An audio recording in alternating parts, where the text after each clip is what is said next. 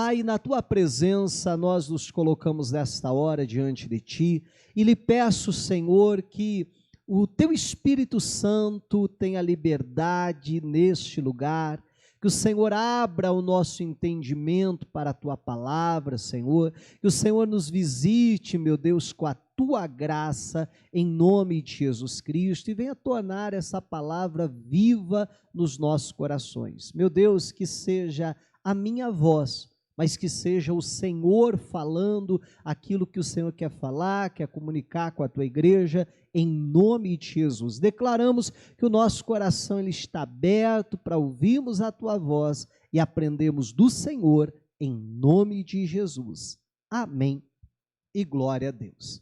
Amém? Hoje eu quero falar com vocês, pessoal, a respeito de sono, né? Na verdade, neste domingo e no próximo, permitindo Deus, eu quero tratar desse assunto, então, com vocês. Não quero criar aqui a teologia do sono, não é isso, né? Mas falar um pouquinho a respeito disso. Essa semana eu meditava a respeito desse assunto, e quando eu falo sono, eu não estou falando necessariamente do descanso noturno. Também, por que não? Né? Também. Mas não necessariamente isso, mas fazendo um paralelo entre o sono, e a Bíblia faz muito isso, com um estado de espírito nosso. Amém? E aí a gente encontra, né, na Bíblia muitos, mas muitos textos mesmo, fazendo um paralelo entre o sono com o nosso estado de espírito, né? E a Bíblia descreve até muitos personagens que dormiram, a gente vai destacar alguns hoje, na semana que vem a gente vai destacar outros, mas aí surge a pergunta, tá bom, pastor, mas o sono, e repito, não estou falando de descanso noturno, mas o sono nesse aspecto, né, no sentido figurado e trazendo para o lado espiritual, o sono ele é bom ou ele é ruim, né? E aí a gente vai ter que chegar num belo depende. Porque ora a Bíblia fala do sono como que condenando e dizendo assim, olha, desperta tu que dormes, amém? E ora a Bíblia vai dizer assim, ó, descansa no Senhor. Você já viu quantos textos que a Bíblia traz essa expressão, né? Descansa no Senhor. Então, eu quero falar desses dois tipos de sono. E eu vou classificar da seguinte maneira, só de uma forma, né, didática. O sono da confiança, que é isso que eu quero falar hoje, e o sono da indolência. Indolência é a pessoa naquele estado assim de apatia, de não se importar, de não estar nem aí, né? E a Bíblia condena esse tipo de sono. E alguns entram num sono espiritual como esse, de não se importar. E isso a gente vai deixar para falar na semana que vem. Mas hoje eu quero falar, né, no sono nesse sentido assim da gente, sabe, confiar tanto em Deus, de podermos descansar no Senhor. E a gente vai ver como isso é fundamental. Bom, primeiro vamos aqui para o livro de Provérbios, capítulo 3, versículo 21, e eu vou ler aqui com vocês alguns textos. Primeiro é esse aqui que diz assim, filho meu, não se apartem estas coisas dos teus olhos, guarda a verdadeira sabedoria e o bom siso, né, que é a pessoa ter juízo, porque serão vida para a tua alma e graça para o teu pescoço. Então andarás com confiança no teu caminho, e não tropeçará o teu pé. Quando te deitares, não temerás. Sim, tu te deitarás e o teu sono será suave. Não temas o pavor repentino, nem a assolação dos ímpios quando vier. Amém? Então esse texto começa dizendo que se nós guardarmos aquilo que a palavra de Deus nos ensina, tivermos juízo para isso, então nós vamos poder andar tranquilo. Então nós não vamos precisar temer. Então nós vamos poder, né, como a Bíblia diz, deitar e o nosso sono ser tranquilo. Fruto do quê? A Bíblia já diz, fruto de uma confiança em Deus. E aí não vamos precisar temer o pavor repentino, nem a assolação dos ímpios quando vier. Então, a Bíblia mostra muito claro aqui esse aspecto de um sono, de um descanso, mas que ele é baseado na confiança. Amém? Aí a gente volta um pouquinho, o livro anterior, que é o livro de Salmos, e a gente vai no Salmo 3, e no verso 3, Salmo 3, 3, diz assim: mas tu, Senhor, és um escudo para mim, quer dizer, aquele que me protege, que me guarda, a minha glória e o que exalta a minha cabeça. Com a minha voz clamei ao Senhor, ele ouviu-me desde o seu santo monte. Eu me deitei e dormi, acordei, por quê? Porque o Senhor me sustentou. Não terei medo de 10 milhares de pessoas que se puserem contra mim. Amém? Então, mais uma vez, bom, e antes da gente só comentar, só um versículo aí à frente, ou melhor, um salmo à frente, o Salmo 4 agora, e o versículo 8, que é o último versículo, e aí mais uma vez a Bíblia diz: em paz também me deitarei, o quê? E dormirei. Mas por quê? Porque só tu, Senhor, me fazes habitar em segurança. Então você percebe que todos esses textos que nós lemos sempre traz essa figura, né? De eu poder dormir em paz, e claro que esses textos aqui estão falando realmente do descanso noturno, estão falando realmente de dormir, né? Mas é aquela dormir por quê? Porque eu confio no Senhor.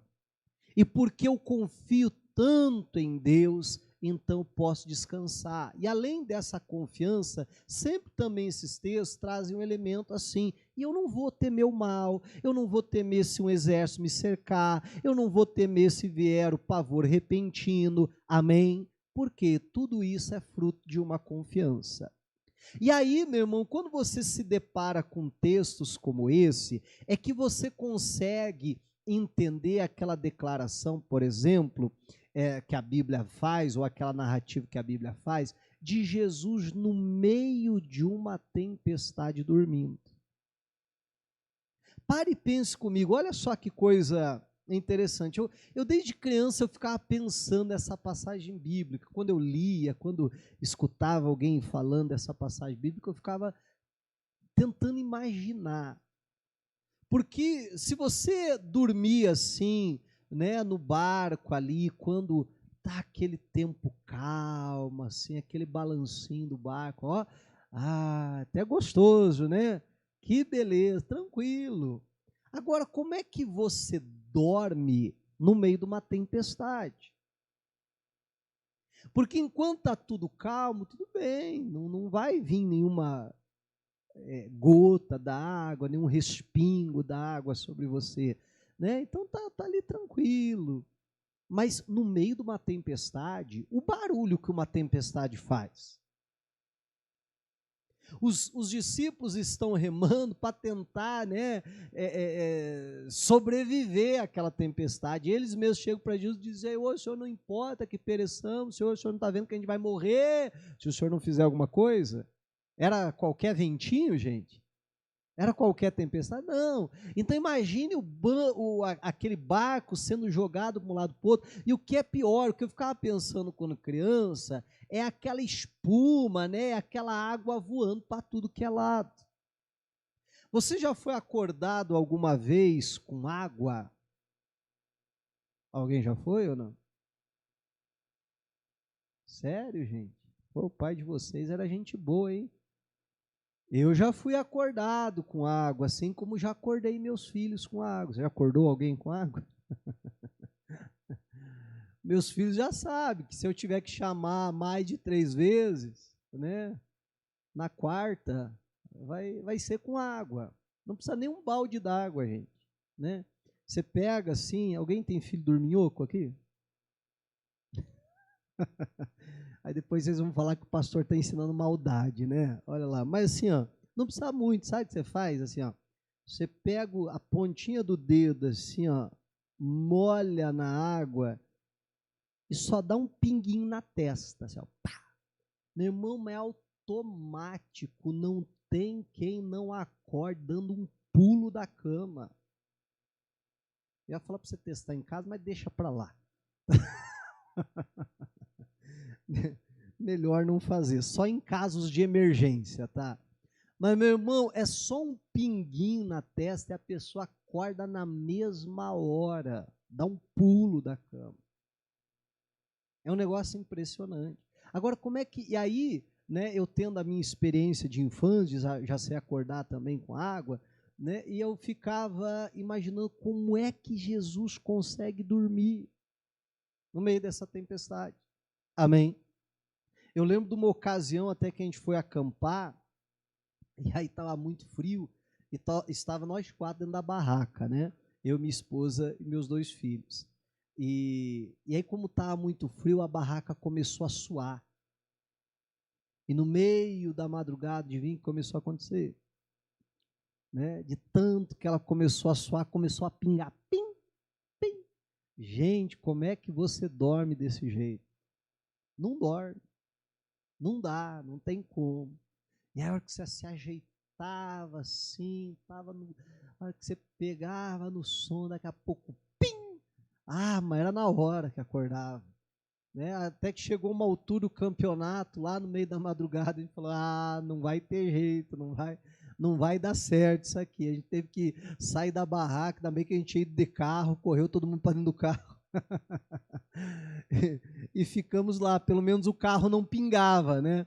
Mas, sem contar todos esses fatores, agora imagine, meu irmão, está no meio de uma tempestade, os discípulos estão com medo de morrer. Como é que Jesus dorme? Mas por que Jesus podia dormir no meio daquela tempestade? Porque ele tinha qual sono? O sono da confiança.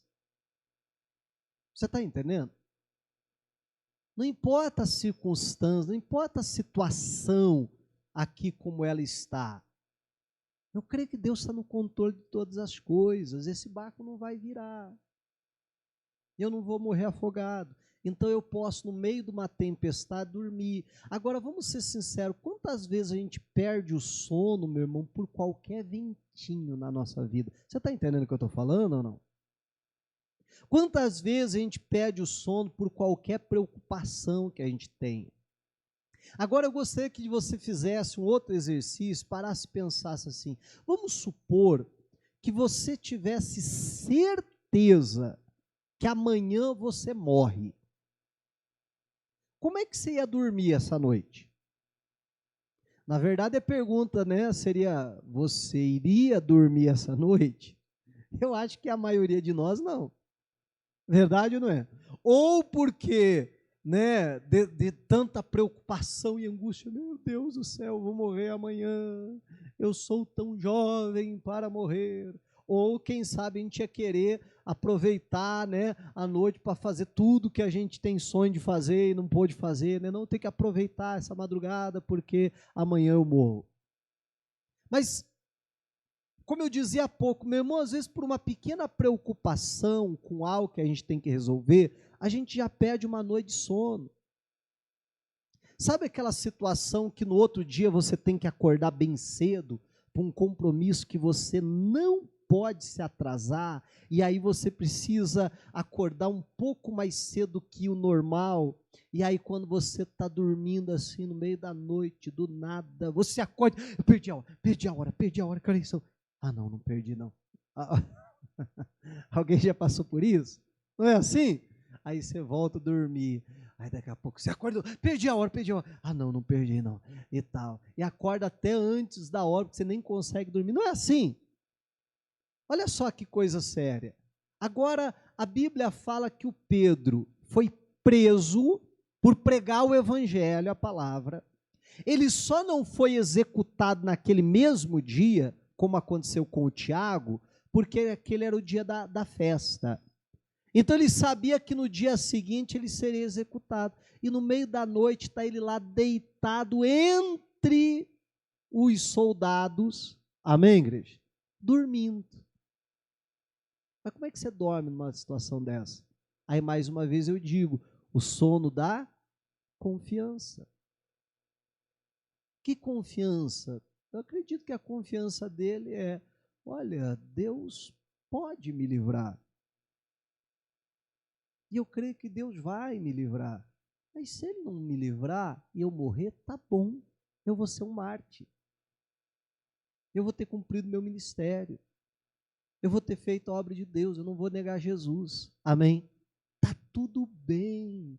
Se amanhã me matarem, eu vou para o céu. Tá tudo bem. Você está entendendo em nome de Jesus? E é esse som da confiança. Você perceba que lá o anjo teve que ir lá e cutucar o Pedro. Ô Pedro, acorda aí, Pedro. Aí o Pedro acorda, cai as algemas, e ele está tão assim, né, meio sonolento ainda, que a Bíblia diz que ele nem sabe se aquilo é real, mas ele achava que estava tendo uma visão. E depois que o Pedro está lá fora da prisão, aí, ele olha, aí o anjo vai embora, ele olha para um lado, olha para o outro, e eu fico imaginando ele assim, né? Rapaz, mas tive um sonho esquisito essa noite. Sonhei que o anjo me tirou da prisão, e aí ele olha e diz, ih, rapaz, eu estou na rua mesmo. Não foi sonho, foi real. Amém? Olha que fantástico isso. Então nós precisamos, né, ter essa confiança que é fruto, ou melhor, ter esse descanso. E aí eu repito, né, quantas vezes a gente encontra na Bíblia declarações assim, descansa no Senhor. Uma das passagens mais lindas que eu acho é essa aqui, ó, segundo livro de Crônicas, vamos comigo para lá, por favor. Capítulo 32, versículo de número 5. Segundo livro de Crônicas, 32, 5.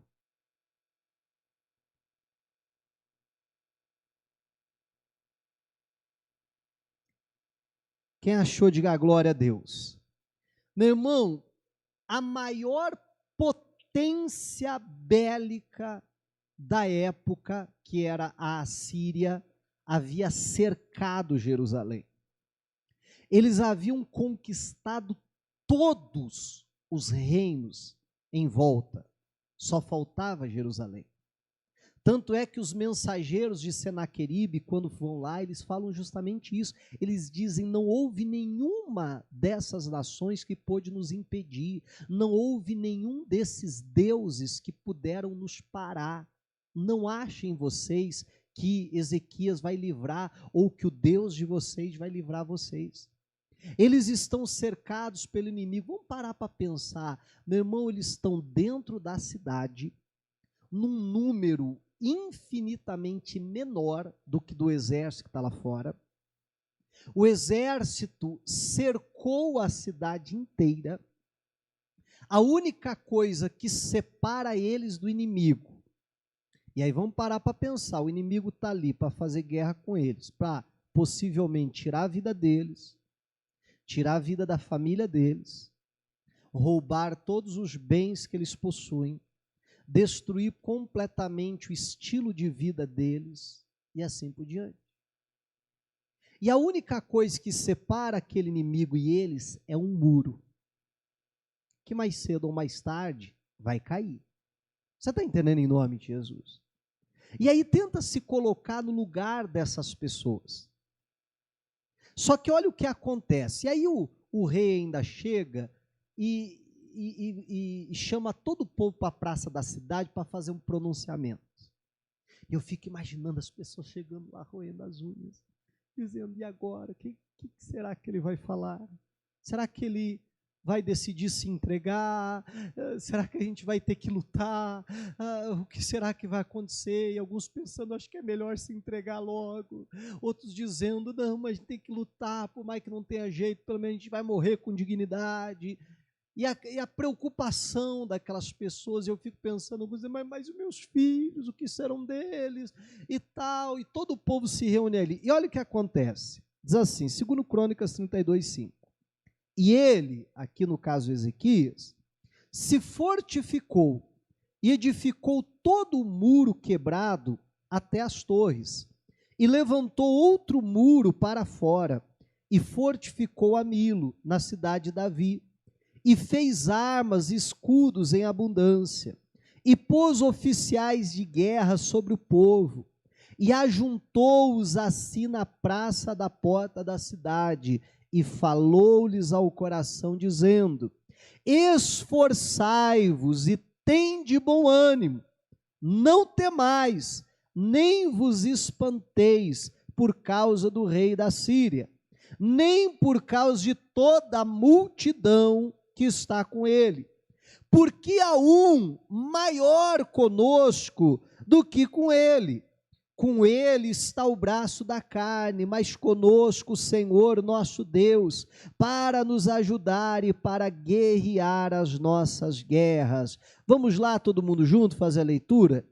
E o povo descansou nas palavras de Ezequias, rei de Judá. Amém, igreja? Meu irmão, enquanto Ezequias está ali, não tem como chamar esse discurso de outra coisa, senão pregando a palavra, sabe? Senão dizendo, gente, vamos confiar em Deus. Com ele está a força do braço da carne, mas conosco está o Senhor para guerrear as nossas guerras. Deus é mais poderoso que essa multidão inteira que está aí fora. Deus vai nos livrar, meu irmão, e aquela dúvida, aquele medo foi dando lugar a uma fé, foi dando lugar a uma confiança em Deus, e aquelas pessoas voltam para casa daquela reunião completamente diferentes da forma que chegaram ali. E a Bíblia diz que o povo fez o quê? Descansou nas palavras do Senhor. É o que a gente está falando, é o sono da confiança, é o descanso da confiança. Eu fico imaginando chegando em casa, alguém, e aí o familiar que não pôde ir, que estava em casa, disse, e aí, como é que foi lá? Ele diz, não, fica tranquilo, vai dar tudo certo. Amém, igreja? Deus está conosco, Deus já nos deu a vitória, pode ficar tranquilo. Amém, igreja? Meu irmão, é isso que eu e você precisamos ter. Mas isso é fruto de uma confiança em Deus. E aí a gente vai poder verdadeiramente descansar no Senhor, até como diz o Salmo 91, que aquele que descansa no esconderijo do Altíssimo, ele pode dizer do Senhor, ele é meu Deus, ele é o meu escudo, é ele que me guarda. E nós precisamos então disso, amém? Precisamos aprender a descansar, porque o que a gente precisa entender é que tem muita coisa que Deus só vai poder fazer na nossa vida quando nós descansamos nele. Quando nós estamos, e aí daqui a pouco você vai entender o que eu quero dizer com isso, quando nós estamos dormindo. Quando a nossa carne está dormindo, fruto de uma confiança em Deus. Porque quando estamos ali angustiados, desesperados, Senhor, o Senhor tem que fazer alguma coisa, Deus não pode agir, Deus não pode fazer. Há pouco eu citei aquela tempestade de Jesus dormindo no barco, não foi isso? Só que a Bíblia narra uma outra tempestade ainda. E nessa os discípulos estão sozinhos. E no meio da madrugada, açoitados pela onda, tentando lutar contra aquela tempestade, a Bíblia diz que no meio da madrugada, lá vem Jesus andando por sobre as águas.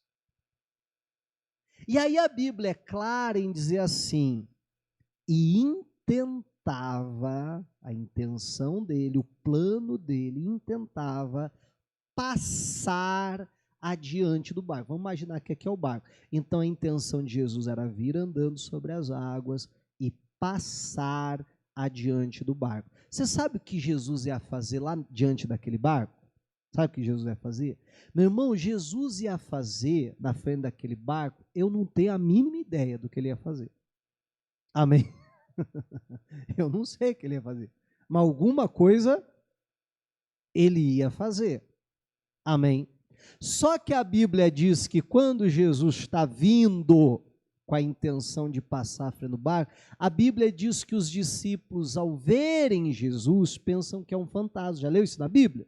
E começa a gritar: um fantasma! Socorro, agora quem vai morrer? E está todo mundo desesperado dentro daquele barco. E o que a Bíblia diz? A Bíblia diz assim: e Jesus entrou no barco para acalmar a turma e dizer: gente, calma lá, sou eu. Amém? Agora, olha só, a intenção de Jesus era entrar no barco? Não. A intenção de Jesus era passar à frente do barco. Mas os discípulos estavam tão acordados, desesperados, com medo, que Jesus disse, teve que olhar e dizer assim: rapaz, eu vou ter que mudar o meu plano, eu vou ter que fazer algo diferente, senão, coitado desse meu filho aí vai ter um infarto daqui a pouco. E eu fico imaginando quantas vezes também não acontece comigo e contigo, sim ou não?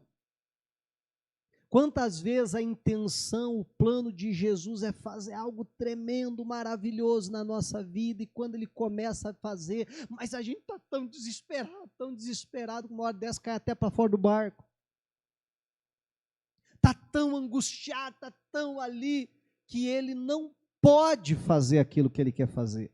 Ele precisa mudar os planos, dizer: eu tenho que fazer alguma coisa, daqui a pouco morre aí com um trem, como diria o mineiro, com um trem, dá um trem nele aí.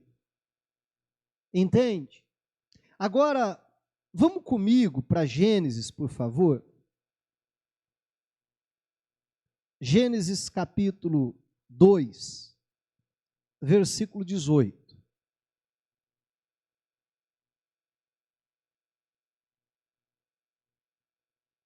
Diz assim a Bíblia: e disse o Senhor Deus: não é bom que o homem esteja só.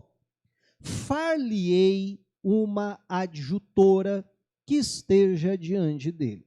Deus faz um exame no homem e Deus constata: olha, não é bom que o homem esteja só. Na quarta-feira eu citava esse texto e falava que fisicamente não, né? Adão era perfeito. Adão nunca teve uma dor de cabeça, gente. Adão nunca teve uma unha encravada. Adão nunca teve problema nenhum de saúde, ele não havia pecado. Aí Deus analisa a área espiritual, e repito, Adão nunca pecou. Espiritualmente ele era perfeito, ele tinha plena comunhão com Deus. Ele conversava com Deus face a face. Mas Deus analisa uma terceira área da vida do Adão, que é a área emocional. E Deus, analisando essa área, diz: tem alguma coisa aqui que não está legal. Adão precisa de alguém. Gente precisa de gente. Amém? Nós precisamos de relacionamentos, nós precisamos nos relacionar bem com as pessoas. Mas só fazendo um parênteses, eu já volto ao que eu estava falando, mas só fazendo um pequeno parênteses aqui. Não sei da onde que muitos tiraram a ideia, mais ou menos assim: não, se eu estou bem espiritualmente, aleluia, então todo o resto vai estar muito bem. Bom, com Adão não foi assim. E quem está fazendo o exame foi Deus. Espiritualmente, Adão estava muito bem? Maravilhosamente bem. Mas ele havia uma necessidade emocional. E a gente precisa entender que o ser humano não é só carne e espírito. Ele tem também o lado emocional, relacional, que precisa estar bem. Mas a gente colocou na nossa cabeça que se espiritualmente eu estou bem, então também fisicamente eu estarei bem, emocionalmente estarei bem. Nem sempre. Porque são três coisas distintas e eu preciso cuidar das três coisas. Amém? Fecha parêntese, volta onde eu estava. Então Deus olha para o homem e percebe isso. O homem pode fazer, a gente sabe que Deus faz a Eva, que é a mulher. O homem pode fazer a mulher? Não, só Deus pode. E para isso, o que Deus faz? Pula um pouquinho, vamos para o versículo 21. Aí diz assim: então o Senhor Deus fez cair um sono pesado sobre Adão, e este adormeceu, e tomou uma das suas costelas, e cerrou, costurou a carne em seu lugar. E da costela que o Senhor Deus tomou do homem, formou uma mulher e trouxe a Adão. E o Adão fica feliz da vida. Essa é a varoa, é osso dos meus ossos, carne da minha carne. Fica todo feliz ali com a sua varoa, não é isso?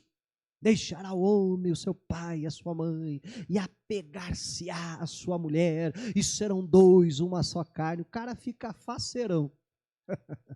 Fica feliz da vida com a varoa dele. Agora, sabe o que eu fico imaginando?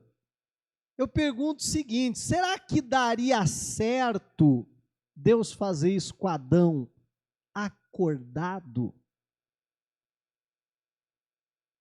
Amém? Aí eu fico imaginando mais ou menos a cena. Gente, eu sei que eu estou viajando, tá? Mas dá uma viajada comigo aí, vamos lá. Você já imaginou? Adão chega e diz: e aí, Deus, beleza, beleza e tal. Ô Adão, deita nessa maca aqui um pouquinho, mas para que isso, Deus? Não, deita aqui rapidinho, tem um negócio aqui para você fazer, rapaz, você vai gostar, hein? Ó, vou fazer uma companheira para você, uma mulher, rapaz, vai ser uma bênção, você vai ver só. Ô Deus, sério, que bom, graças a Deus. Não, tô até precisando mesmo e tal. E aí, Deus, como é que vai ser? Então, você vai deitar aqui nessa maca, eu vou cortar aqui do lado, mas fica tranquilo, que nem é muito grande, é só para arrancar uma costela sua fora. Aí eu vou pegar aquela costela assim, quebrar e arrancar fora. Mas Adão, não se preocupe que depois eu costuro, tá? Não vou deixar aberto, não. Eu costuro, dou uns pontinhos aqui, ó, fecho, faço um curativo bonito. Rapaz, daqui uns dias você vai estar bom, não vai nem lembrar mais disso. E ó, você vai ter a mulher. O que você acha que ia acontecer, gente? Eu fico imaginando o Adão arregalando os olhos assim, e falando: Senhor, para que mulher? Deus, não precisa não, Deus. Larga isso aí para lá, não, eu estou bem do jeito que estou, deixa eu sozinho aqui, não precisa disso aí não. E aí Deus diz: não, vem cá, rapaz, vamos conversar, deixa eu fazer. Não, Deus, não, me solta, Deus, não. E aí eu te pergunto, não é o que muitas vezes nós fazemos? Você está entendendo ou não? Lembra de Jesus? Qual que era a intenção dele? Passar à frente do barco. Mas ele pôde fazer isso? Socorro! Aí ele vai morrer! E Jesus tem que mudar os planos para entrar dentro do barco. E eu fico imaginando quantas vezes que Deus quer fazer certas cirurgias em nós. Está entendendo ou não? Que Deus quer tirar uma costela, que Deus diz: olha, eu tenho que tirar algo da tua vida para te dar algo muito muito maior, muito melhor. E lá está a gente esperneando, não. Você já viu criança, essas cenas assim, quando vai levar criança para vacinar? Já viu ou não? Que se joga no chão, que esperneia, que tem que chamar uns 5 enfermeiros para segurar, para poder dar vacina. Eu não posso falar muito que eu era mais ou menos assim, né? É porque eu tinha trauma. Quando eu era criança, eu tomei muita bezetacil e é doída danada, né? E eu fiquei com trauma de agulha. Eu acho que até hoje eu tenho um pouquinho. Já melhorou, mas ainda tenho assim um resquício de alguma coisa, né? Que eu não gosto de agulha, mas de jeito nenhum. Mas quando era criança, ainda muito pior, né? Eu até contei de manhã que eu lembro uma vez que tinha aquelas propagandas de vacinação, olha, tal dia vacinação. Eu lembro que era no dia seguinte a vacinação. E aí no quintal, assim, da casa do meu avô, tinha uma árvore. Eu não lembro se era abacate ou era ameixa, porque ele tinha os dois no quintal, mas eu não lembro qual delas eu subi. Se eu não me engano, era numa árvore de abacate. E de manhãzinha eu corri lá e subi, fui lá nos últimos galhos, passei quase o dia inteiro em cima daquela árvore, né, para não tentar fugir da vacina. O que aconteceu que eu tinha que tomar do mesmo jeito, não adiantou nada, né? E depois meu avô até derrubou a árvore, não, depois que eu desci, né? Não comigo lá em cima. Também não é para tanto, né? Mas não sei se por conta disso ou não. Mas imagine, né? Aquela cena assim, mais ou menos assim. E quantas vezes Deus quer fazer algo na nossa vida, e aí você vai entender o que eu estou falando, e a gente está acordado demais. E a gente não está naquele sono da confiança. Senhor, eu posso dormir aqui, ó, nos teus braços, porque eu não sei o que o Senhor vai fazer, só sei que o que o Senhor for fazer é algo bom. Amém? Porque os pensamentos que o Senhor tem a meu respeito são pensamentos de paz e não de mal, para me dar um fim, uma esperança. O Senhor tem o melhor para mim. E é essa confiança que às vezes nos falta. Você está entendendo? E aí Deus quer fazer algo e nós estamos esperneando. Não, Deus, não. E aí Deus diz, mas olha, é só uma picadinha. Amém? E Deus diz, não, mas olha, eu preciso fazer isso na tua vida. Vai ser algo fantástico, vai ser algo maravilhoso. Mas nós estamos acordados demais e nós precisamos aprender a fazer isso que a Bíblia está dizendo, a descansar no Senhor. Mas isso fruta de uma confiança. Isso fruto de uma fé. Deus, eu confio tanto no Senhor que, olha, eu posso até descansar aqui, que eu sei que o Senhor vai estar fazendo melhor. E a Bíblia fala sobre isso, que Deus dá aos seus amados enquanto dormem. A Bíblia diz que o guarda de Israel, que é o Senhor, não dorme, não dá nenhuma tosquenejada, nem dá aquela pescada que às vezes a gente dá. Ele não dá, Deus não precisa dormir. E Deus pode estar nos abençoando enquanto nós estamos dormindo. Só que para isso a gente precisa ter aquela confiança. E aí eu e você precisamos, à luz dessa palavra, olhar para a nossa vida e ver se, quem sabe, a gente não está como os discípulos no barco. Se, quem sabe, a gente não está esperneando e gritando e dizendo, não, Deus, que vai doer, que vai machucar, eu não quero.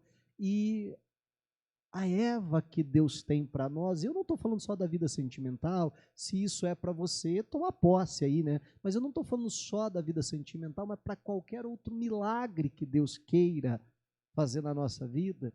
Deus tem uma Eva, Deus tem algo maravilhoso para fazer, algo que nós não podemos fazer, mas que Ele pode fazer. E às vezes Deus não está podendo fazer, porque a gente não dá essa liberdade para Deus. Agora, você já imaginou, né? E aí eu há pouco usei a cena de uma criança esperneando para não tomar uma vacina. Vamos imaginar uma criança que pegou uma ferpa no dedo, ou que fez ali um ferimento que você precisa limpar agora para não infeccionar, fazer um curativo. E às vezes você vai querer lá, vamos supor que seja uma fepa, que é algo assim que você precisa com cuidado tirar, e a criança está lá gritando, esperneando, não! É fácil ou é difícil, gente?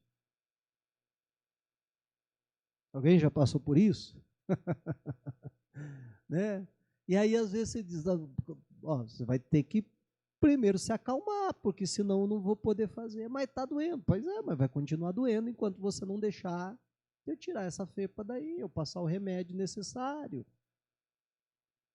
E às vezes a gente precisa deixar Jesus passar um mertiolate santo na gente, amém?